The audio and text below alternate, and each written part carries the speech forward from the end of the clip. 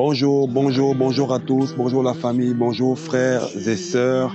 Aujourd'hui nous sommes lundi par la grâce du Seigneur et cette journée, nous ne pouvons pas la commencer sans bénir le Seigneur, rendre des actions de grâce au Seigneur pour la force, la santé et qu'il renouvelle encore chaque jour. En effet, chaque jour est une occasion que le Seigneur nous donne encore de pouvoir nous approcher de lui et nous sommes vraiment dans la joie. Alléluia. Je sens de l'enthousiasme ce matin parce que je réalise l'opportunité que le Seigneur me fait encore d'être debout et de pouvoir m'approcher de lui pour le rendre des actions de grâce. Alléluia. Nous bénissons le Seigneur pour le temps qu'il nous accorde. Nous bénissons le Seigneur pour la force qu'il nous donne. Nous bénissons le Seigneur pour tout ce qu'il permet dans nos vies. Nous bénissons également le Seigneur pour cette plateforme qui nous a permis de pouvoir mettre en place afin d'échanger, partager en famille.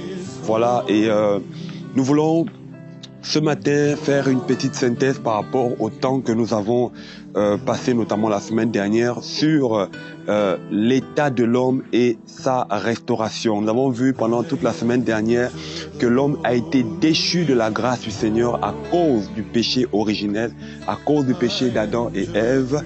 L'homme a été dévoué à la perdition éternelle, c'est-à-dire en enfer. Mais par la grâce du Seigneur, le Seigneur s'est pris lui-même, il a eu pitié de nous, lui-même il est venu sur la terre, lui-même il s'est substitué pour pouvoir nous sauver parce que l'Écriture dit que le salaire du péché c'est la mort. Et comme le premier homme était pécheur et ses descendants, donc vous et moi également, étions destinés à la mort et à la mort éternelle, mais le second homme, c'est-à-dire Jésus-Christ de Nazareth, Christ, est venu nous racheter de la malédiction de la mort pour pouvoir nous amener dans son paradis. Alléluia. Et nous avons compris que pour accéder à la vie éternelle, pour accéder au pardon du Seigneur, il faut avoir la foi. La foi en l'œuvre que le Seigneur a accomplie à la croix du Calvaire. La foi en l'œuvre puissante et rédemptrice de Christ Jésus. C'est par la foi que nous accédons au pardon des péchés. C'est par la foi que nous sommes agréables au Seigneur. Et la foi ne se trouve pas ailleurs que dans les Écritures. La foi n'est pas un élément abstrait.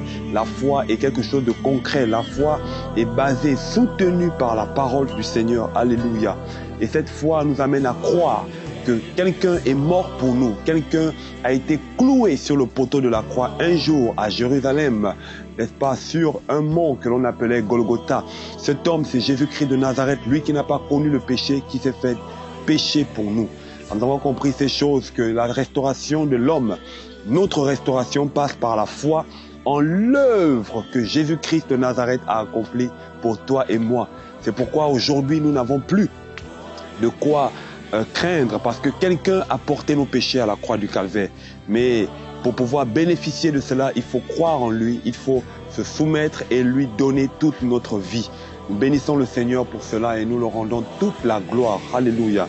Et vraiment, nous voulons nous encourager à garder cette réalité, à garder ces réalités.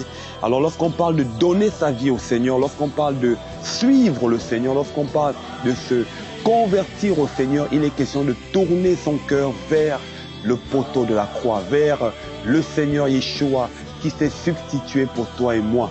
Et lorsqu'on se tourne vers lui, nos cœurs sont rayonnants de joie. Lorsqu'on se tourne vers lui, nous avons la vie éternelle. Lorsqu'on se tourne vers lui, nous recevons la force, d'accord, pour pouvoir dominer sur la chair, sur le péché, sur le monde, sur les œuvres des ténèbres. Et nous avons l'autorité à nouveau pour pouvoir nous opposer à toute forme d'adversité qui pourrait éventuellement se dresser contre nos vies. Alléluia. Donc c'est cette petite synthèse que nous voulions faire ce matin avant de redémarrer sur des nouveaux thèmes. Nous prions et nous espérons que ces paroles, ces encouragements sauront nous faire du bien, sauront nous garder au pied du Seigneur. Nous prions que ces vérités, aussi simples qu'elles puissent être partagées, soient des réalités dans nos cœurs, au nom de notre Seigneur Jésus-Christ de Nazareth. Nous prions que ceux et celles qui n'ont pas encore réalisé, qui ont du mal à réaliser, sinon croire à la puissance de la résurrection, puissent bénéficier de ces choses. Alléluia. Et lorsqu'on se tourne vers le Seigneur, il n'est pas question de clocher des deux côtés. Et ça fera partie les différents enseignements que nous aurons par la suite lors de nos prochaines capsules, c'est-à-dire la marche avec le Seigneur, la marche en tant que chrétien, la marche en tant que fils d'Élohim, la marche en tant que disciple d'Élohim. Alléluia. Bénissons le Seigneur ce matin pour tout ce qu'il fait, pour tout ce qu'il a fait, pour tout ce qu'il fera. Et nous croyons qu'il fera davantage nous affermir pour aller au ciel. Soyez bénis, soyez encouragés, passez une excellente journée et en même temps une excellente semaine dans les bras d'amour de notre Dieu Tout-Puissant qui nous a aimés avant la fondation du monde, Jésus-Christ de Nazareth. Amen.